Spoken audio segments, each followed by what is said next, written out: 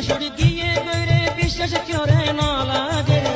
সেটা মতলবি আদরা তো ন লাগে সে তো কোন বালাই গরি পারিবি হইব বালা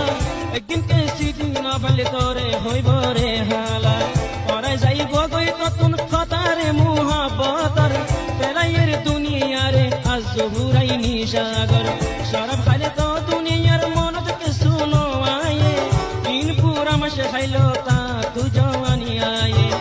ওজনে বোধ ডল্লা দুকা হাই শরাব হার